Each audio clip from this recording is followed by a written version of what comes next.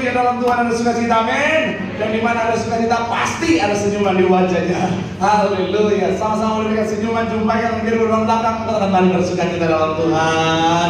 Yuk minimal 2-3 orang kiri kanan depan belakang dengan senyuman yang paling manis. Kelihatan mana senyuman-senyuman yang udah gajian. Kalau muka masih keras, artinya belum gajian. Haleluya. Tapi tenang saudara, saya percaya pemeliharaan Tuhan sempurna, amin. Senang bisa jumpa saudara, saya melihat semangat yang luar biasa, sukacita yang luar biasa, kesetiaan yang luar biasa. Saya mau bilang saudara, orang yang semangat setia cari Tuhan, janji Tuhan, hidupnya anak cucunya pasti diberkati Tuhan. Tepuk tangan sekali lagi yang paling meriah buat Tuhan. Sama-sama bilang sama saya, aku pasti diberkati Tuhan. Anak cucuku pasti diberkati Tuhan. Bilang kanan kirimu, kamu juga pasti diberkati Tuhan. Bilang sama yang ngomong, semangat. Lagi tepuk tangan yang paling meriah dulu buat Tuhan. Haleluya. Yuk, yang bawa kita angkat Alkitab kita. Alkitab juga boleh, Alkitab juga boleh. Yang kalau kita angkat tangan juga boleh. Sama-sama dengan iman percaya kita, sama-sama kita katakan dalam nama Tuhan Yesus, aku percaya Alkitab ini adalah firman Tuhan. Setiap kata kalimatnya sanggup memberkati aku. Dan hari ini aku pasti diubahkan, aku pasti dipulihkan dalam nama Tuhan Yesus. Sama-sama kita katakan amin. Kita buka Ibrani 10 ayat yang ke-37 jadi pembuka dan pengantar pembahasan kita. Yuk, Ibrani pasal yang ke-10 saudara, kita akan baca ayatnya yang ke-37 yang sudah di sana. Ibrani 10 ayat 37 boleh bilang aku diberkati. Sama-sama kita baca 3. Ya, sebab sedikit bahkan sangat sedikit waktu lagi dan ia akan apa? Sudah akan ada tanpa menangguhkan. Sekali lagi saudara 3, ya sebab sedikit bahkan sangat sedikit waktu lagi dan ia yang akan datang sudah akan ada tanpa apa? Menangguhkan kedatangannya. Hari saudara saya akan bahas satu tema khotbah yang saya percaya bikin semuanya sukacita, yaitu akhir zaman. Kenapa? Pak Pendeta, ini akhir bulan bukan akhir zaman. Nggak apa-apa, kadang-kadang akhir bulan rasa akhir zaman. Haleluya. Saya mau bilang saudara, kenapa saya bilang sukacita? Karena harusnya anak Tuhan dengar akhir zaman sukacita. Kenapa? Karena kita adalah orang-orang yang menanti-nantikan kedatangan Tuhan. Katakan amin. Kenapa kita akhirnya menanti-nantikan kedatangan Tuhan? Kenapa kita bersukacita? Karena kita tahu keselamatan sudah Tuhan sediakan bagi setiap kita, hidup kekal dalam kerajaan surga. Yang setuju memberikan tepuk tangan yang paling meriah buat Tuhan. Haleluya, haleluya. Hari saudara, saya akan spesifik bicara tentang yang namanya pengangkatan. Sama-sama bilang sama saya, pengangkatan. Amin. Saya pernah dengar ada cerita pendeta khotbah begini pada jemaat Tuhan, katanya begini pendeta khotbah, saudara-saudara, pada saat pengangkatan di akhir zaman, satu malaikat akan angkat satu orang. Jadi pastikan kalau sudah akhir zaman, pastikan semuanya dia, katanya saudara. Karena kalau misalnya malaikatnya angkat, dia lepas, dia tinggalkan saudara. Itu baru namanya makna yang sesungguhnya dari tidak terangkat saudara. Tapi tenang, ini tidak alkitabiah saudara. Haleluya. Saya mau bilang sekali lagi saudara, bicara tentang pengangkatan itu sebenarnya terbagi dua saudara. Kita akan bahas lebih dalam, tapi ada, boleh menunjukkan gambarnya. Ada yang punya pandangan, bukan yang satu lagi sebelumnya. Jadi bicara tentang pengangkatan itu terbagi dua. Ada yang sebelum masa tribulasi atau masa penderitaan, masa penyiksaan, masa di mana antikris itu berkuasa saudara. Ini gambarnya saudara bisa lihat, hanya orang percaya bisa melihat gambar ini saudara. Jadi kalau bicara tentang ada pandangan yang bilang bahwa manusia, saudara dan saya, gereja, anak-anak Tuhan akan terangkat sebelum masa tribulasi 7 tahun itu saudara, masa penyiksaan, masa bicara tentang antikris berkuasa. Ada pandangan yang berkata bahwa nanti setelah masa tribulasi baru terjadi yang namanya pengangkatan. Saya mau bilang saudara, sebenarnya tidak perlu diperdebatkan. Kenapa? Karena dari semua sumber yang saya coba kumpulkan saudara, yang saya pelajari dan saya bisa pahami saudara, dan Tuhan taruh di hati saya mau bilang saudara, itu dua-duanya benar. Maksudnya apa? Ada yang akan diangkat sebelum, ada yang akan diangkat sesudah saudara. Kenapa ada yang sesudah? Nanti kita akan bahas selanjutnya saudara. Tapi doa saya melalui firman Tuhan hari sekali lagi saudara, semua yang hadir, semua yang menjadi anak Tuhan yang selalu berjaga-jaga, selalu menjadi anak Tuhan yang bijaksana, kapanpun waktu Tuhan kita akan terangkat ke surga. Tepuk tangan sekali lagi yang paling meriah buat Tuhan. Nah, dan menurut buku yang ditulis oleh seorang hamba Tuhan yang luar biasa, namanya Pastor Dr. John Gill, saudara. Jadi dia mencatat bahwa tanah Kanaan adalah gambaran tentang kerajaan sorga, gambaran tentang hidup yang kekal. Jadi perjalanan bangsa Israel di padang gurun adalah gambaran tentang perjalanan kehidupan kita. Urutannya seperti ini kira-kira, saudara. Kalau saya coba sederhanakan untuk saudara. Yang pertama, perbudakan di Mesir, gambaran tentang manusia ketika diperbudak oleh dosa. Kemudian pembebasan dari perbudakan itu adalah gambaran tentang karya salib. Kemudian perjalanan 40 tahun di padang gurun adalah gambaran perjalanan hidup, dan tanah Kanaan adalah gambaran dari kerajaan surga atau hidup yang kekal. Jadi kita bisa belajar bagaimana seharusnya kita hidup di akhir zaman. Kita bisa belajar dari bagaimana perjalanan bangsa Israel dari perbudakan menuju pada janji Tuhan karena perjanjian, saudara. Dan kalau saudara ingat, nanti saudara bisa baca lebih detail. Kurang lebih saudara, dari perhitungan yang ada, saudara, kurang lebih 2 juta yang keluar, saudara. Dan akhirnya masuk itu, Alkitab mencatat, saudara, orang-orang yang di atas 40 tahun, mereka tidak menikmati kerajaan sorga yang digambarkan oleh tanah Kanaan, saudara. Kenapa? Karena ada yang mereka lakukan. Dan kita bisa belajar daripadanya, saudara. Karena dalam Roma 15 ayat 4 bilang begini, saudara. Roma 15 ayat 4, sama-sama kita baca. 3, ya, sebab segala sesuatu yang ditulis dahulu telah ditulis untuk menjadi apa? Pelajaran bagi kita, supaya kita apa? Sama-sama bilang sama saya, yang ditulis untuk menjadi pelajaran. Buat siapa? Sama-sama bilang sama saya, bagi saya. Bilang kanan kirimu, bagi kita. Amin. Supaya apa? Supaya kita belajar daripadanya. Supaya apa? Supaya kita nggak jadi orang-orang yang tertinggal, saudara. Dan makanya hari saudara kita akan sama-sama belajar, akan membahas, saudara, dengan judul khotbah pengangkatan. Kita akan belajar pelajaran dari mereka yang tertinggal, left behind. Supaya apa? Supaya kapanpun waktu Tuhan kita jadi orang-orang yang terangkat sebelum masa tribulasi, saudara. Dan akhirnya apa, saudara? Kita jadi orang-orang yang pesta di sorga, tidak tertinggal. Tepuk tangan yang paling meriah dulu buat Tuhan. Haleluya. So, apa yang harus kita hindari, yang bisa kita pelajari, saudara, dari mereka yang tertinggal di padang gurun, saudara? Gambaran kehidupan di akhir zaman yang pertama adalah soal ketidakpercayaan. Sama-sama bilang sama saya, ketidakpercayaan. Sama-sama bilang sama saya, tidak beriman.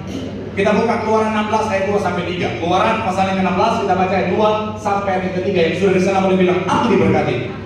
3, ya, di padang gurun itu bersungguh-sungguhlah senang jemaat Israel kepada Musa dan Harun, dan berkata kepada mereka, kalau kami mati tadinya di tanah Mesir oleh tangan Tuhan ketika kami duduk menghadapi kuali berisi daging dan makan roti sampai kenyang, sebab kamu membawa kami keluar ke padang gurun ini tidak untuk gurun ini untuk apa? Membunuh seluruh jemaah ini dengan, sekali lagi saudara, sebab kamu membawa kami keluar ke padang gurun ini untuk apa? Membunuh seluruh jemaah ini apa? Dengan kelaparan. Saya mau bilang, saudara, orang Israel pada saat itu, saudara, bangsa Israel pada saat itu tidak percaya kepada Tuhan. Mereka nggak percaya Tuhan sanggup bawa mereka untuk sampai kepada tanah Kanaan. Mereka nggak percaya sama Tuhan. Mereka nggak beriman sama Tuhan bahwa Tuhan sanggup bawa mereka untuk apa? Bicara tentang menikmati janji Tuhan. Makanya selanjutnya Bilangan 11 ayat 1 bilang begini, saudara. Bilangan 11 ayat 1, 3, ya, pada suatu kali bangsa itu bersungguh-sungguh di hadapan Tuhan tentang nasib buruk mereka.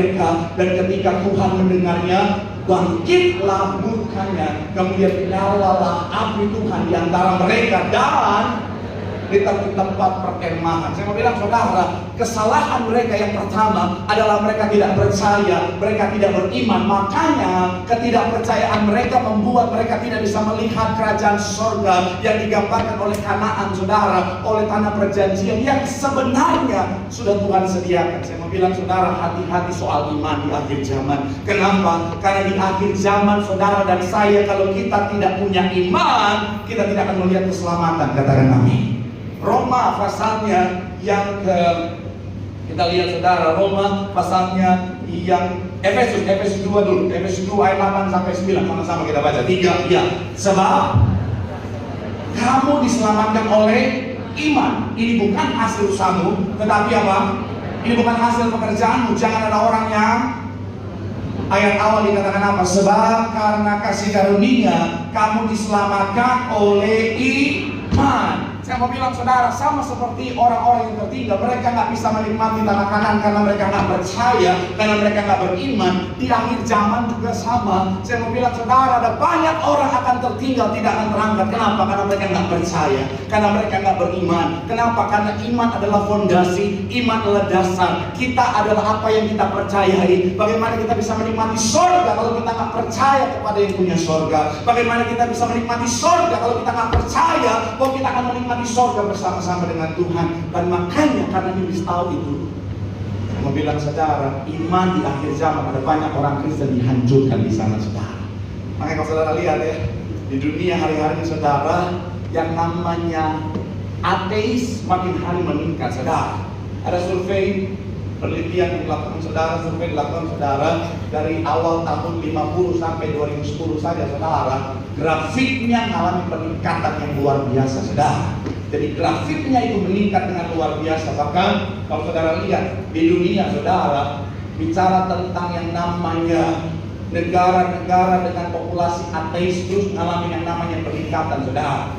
Dari yang tidak terlalu berwarna sampai yang paling berwarna, itu menunjukkan jumlah ateis yang sangat-sangat tinggi saudara. Saya mau bilang saudara, iblis berusaha untuk apa? Menggoyahkan iman dengan segala macam cara. Dari zaman dulu, dengan segala kebohongannya, mulailah ketika Tuhan Yesus disalibkan, bilang Tuhan Yesus tidak matilah. Bicara tentang Tuhan Yesus jasadnya dicuri, karena Tuhan Yesus menunjukkan dirinya kepada banyak orang, tidak bisa lagi pakai yang namanya jasadnya dicuri. Akhirnya dibuat Tuhan Yesus tidak matilah. Kemudian dibikin lagi cerita bahwa dia bukan Tuhan, bahwa akhirnya dibuat lagi bahwa Alkitab hanyalah fiksi, dibikin bahwa tokoh-tokoh di dalamnya adalah tokoh-tokoh yang dikarang saja, padahal buku sejarah dengan tegas menjelaskan. Tetapi sekali lagi dibuat dengan segala macam cara untuk menggoyahkan iman saudara.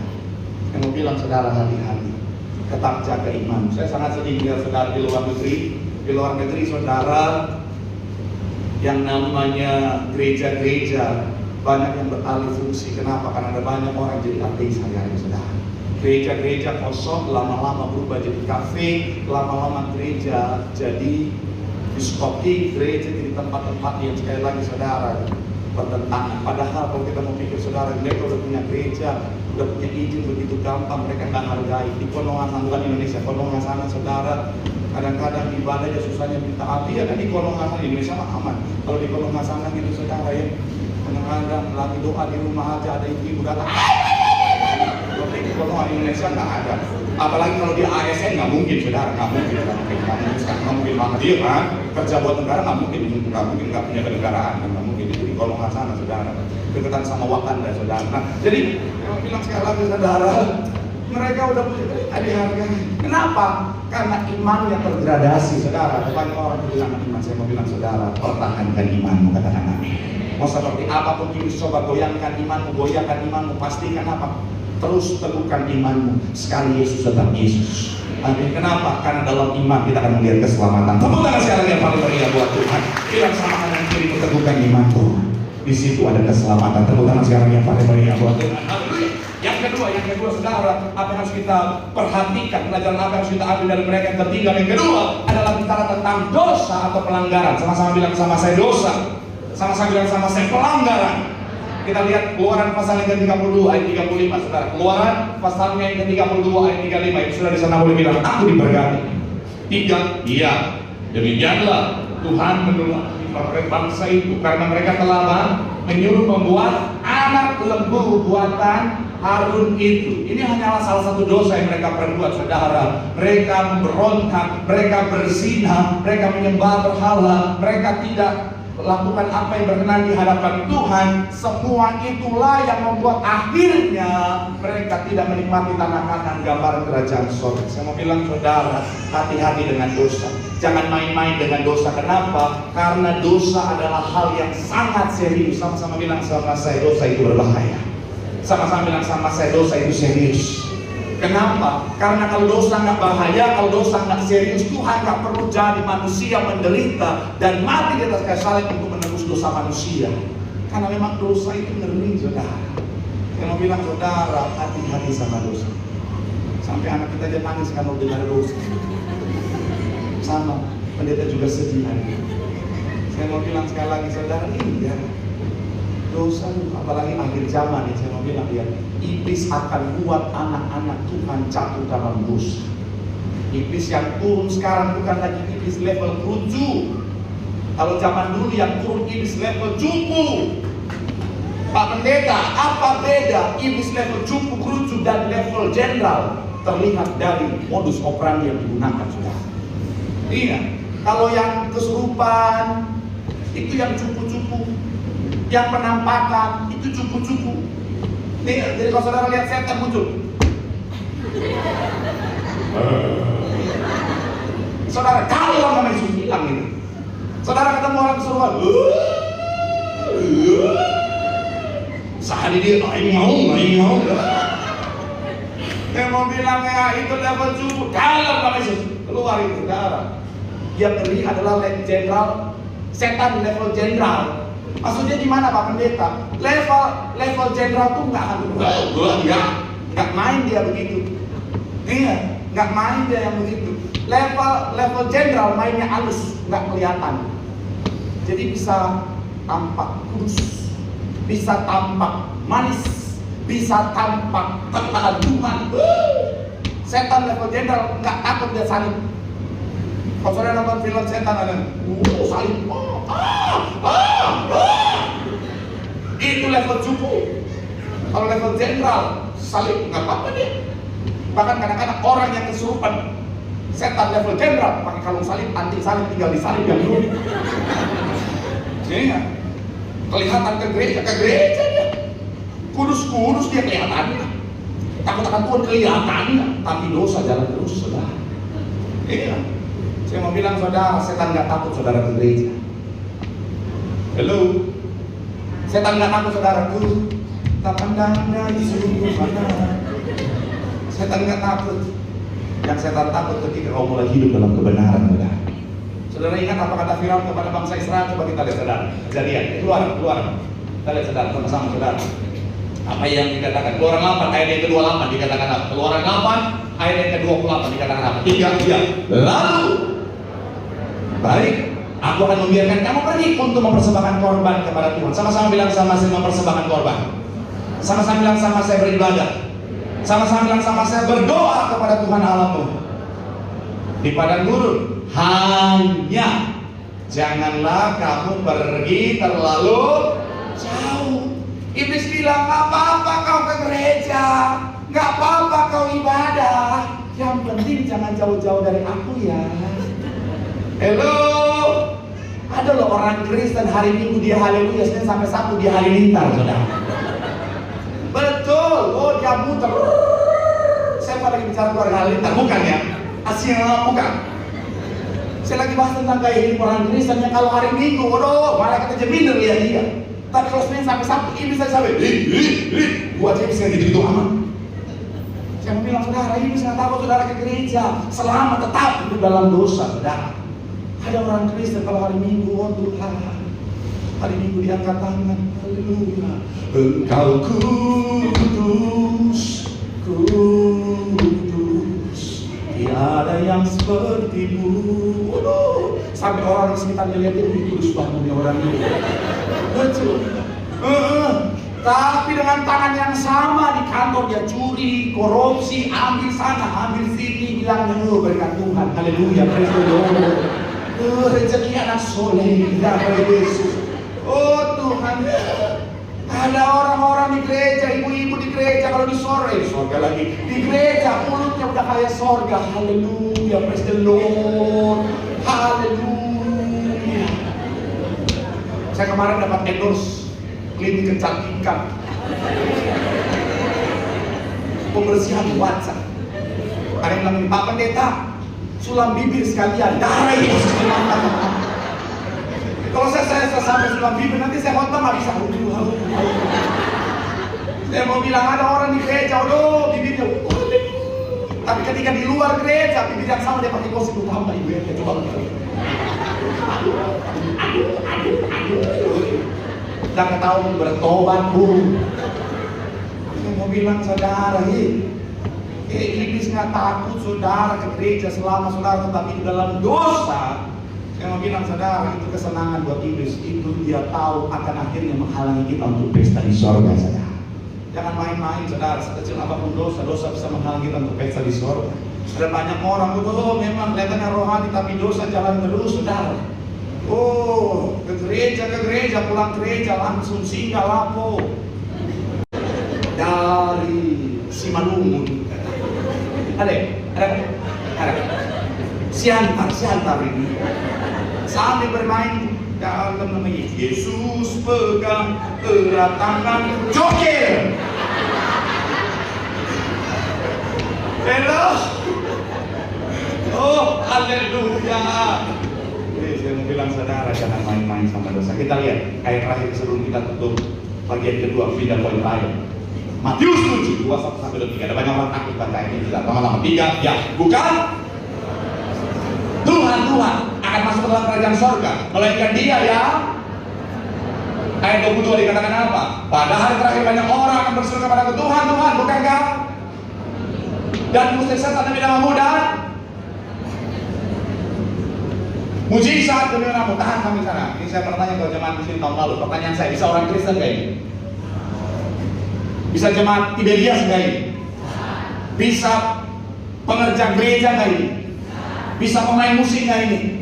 Bisa WL gak ini? Bisa singer gak ini? Udah sampai situ aja. Ya. Bisa pendeta gak ini? Santai dong, santai. Pendeta aja bisa. Yang bisa. Tadi saudara lihat, kita lihat yang terakhir saudara dikatakan apa? Ayat 23. Pada waktu itu aku akan berterus terang kepada mereka dan berkata, aku tidak pernah mengenal kamu. Enyahlah daripadaku kamu sekalian pembuat. Apa yang membuat mereka nggak selamat? Perhatikan kalimat terakhir. Kamu sekalian pembuat dosa lah yang akhirnya membuat mereka nggak selamat. Saya mau bilang saudara boleh lakukan mujizat, saudara boleh tampak hebat, saudara boleh, setiap hari luar biasa tampaknya, tapi kalau dosa jalan terus, saya mau bilang saudara, Tuhan akan bilang apa? Enyahlah kamu, aku tidak mengenal kamu. Itu sudah juga bersedia semuanya. Dan sekali lagi saya mau bilang saudara, yuk berjuang. Gembala sedang selalu bilang apa? Ayo berjuang saudara, berjuang. Sekalipun tidak mudah, tapi Tuhan pasti memampukan. Kita hidup dalam kebenaran, kita akan pesta dalam kerajaan surga. Tepuk tangan sekali lagi yang paling meriah buat Tuhan. Bilang sama kanan kiri, berjuang jaga hidupmu. Hidup dalam kebenaran, di situ ada keselamatan. Tepuk tangan sekali lagi yang paling meriah buat Tuhan. Yang terakhir mau kita terakhir saya catat sih saudara. Apa yang harus kita pelajari saudara? Yang harus kita hindari, belajar dari mereka yang tertinggal di padang gurun gambaran akhir zaman adalah kebebalan. Sama-sama bilang sama saya, kebebalan. Kita lihat Ulangan 32 ayat 6. Ulangan 32 ayat yang ke-6. Sama-sama kita baca. Yang sudah di sana boleh bilang, aku diberkati. 3 ya. Demikianlah, hai bangsa yang bebal dan tidak bijaksana, bukankah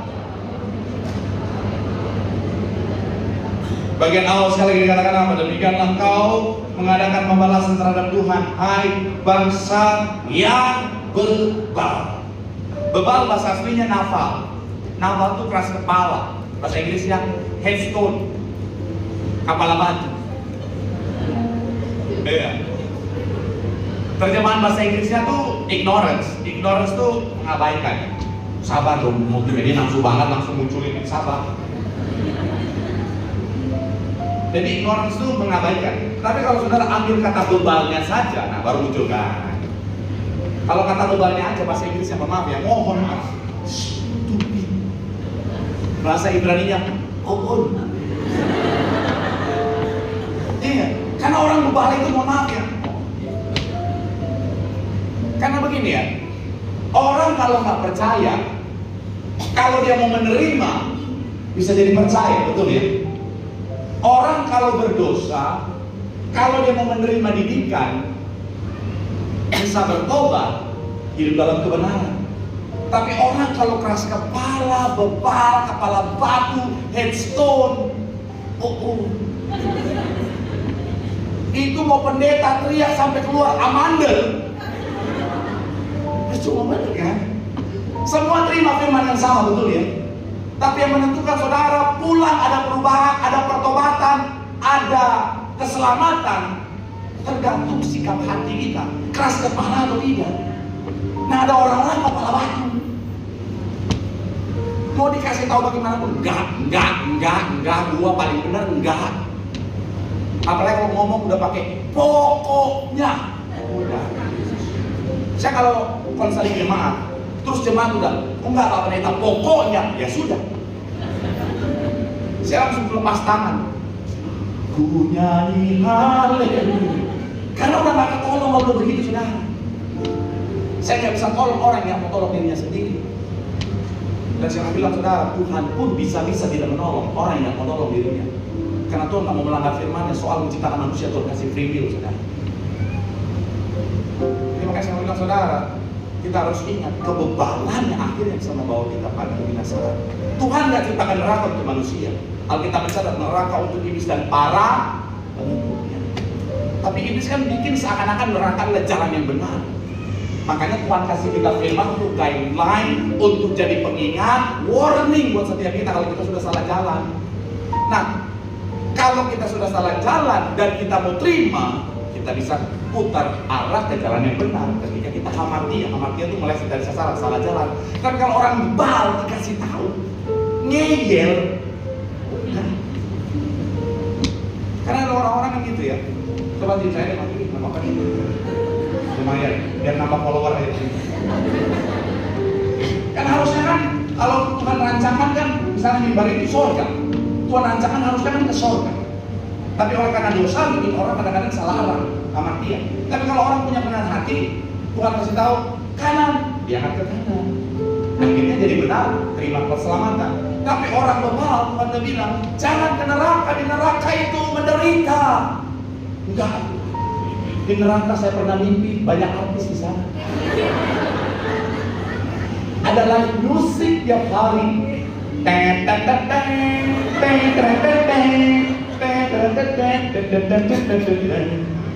Bapak dan takut tahu masa lalu.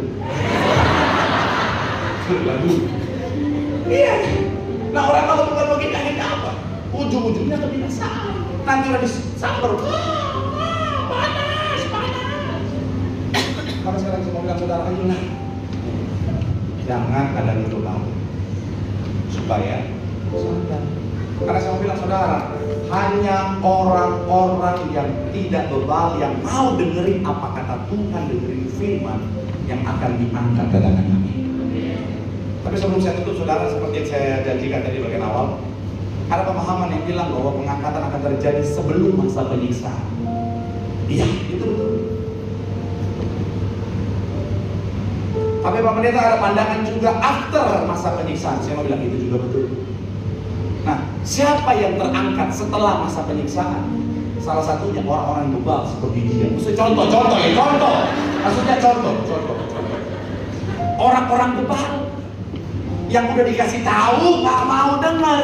Nanti tiba-tiba pengangkatan terjadi, baru dia, oh, ternyata betul ya firman Tuhan itu ya. Ternyata betul ya pengangkatan itu ya. Tapi sudah terlambat. Maksudnya begini, dia harus terima konsekuensi penyiksaan 7 tahun. Tapi saya mau bilang ya, saya punya iman semua kita terangkat sebelum penyiksaan, katakan amin. Tapi saya mau bilang, kalaupun masih ada orang atas kepala di antara kita, masih ada orang yang tetap hidup dalam dosa di antara kita, dan kita tidak terangkat, pesan saya, berjuanglah dalam masa penyiksaan itu. Karena itu kesempatan yang masih Tuhan kasih untuk kita bertobat. Jangan pernah izinkan kau bersatu dengan iblis. Jangan pernah izinkan memakai tanda di kepala sekalipun kau nggak bisa belanja, sekalipun kau sulit untuk hidup. Carilah tempat yang aman. Carilah tempat di mana kau bisa bertahan tanpa harus ikutin hidup dunia, supaya setelah masa penyiksaan itu selesai, kau bisa terangkat ke surga. Karena Tuhan melihat kesetiaan. Barang siapa setia sampai akhir adalah mahkota kehidupan yang Tuhan sediakan. Tapi sekali lagi doa saya, iman saya, kita lakukan bagian kita dengan baik. Sebelum masa penyiksaan, kita terangkat dan pesta kerajaan surga. Tepuk tangan sekali lagi yang paling meriah buat Tuhan. Bilang sama kanan kiri, jangan bebal. Terima di kita. Di situ ada keselamatan. Sekali lagi tepuk tangan sorak-sorai yang paling meriah.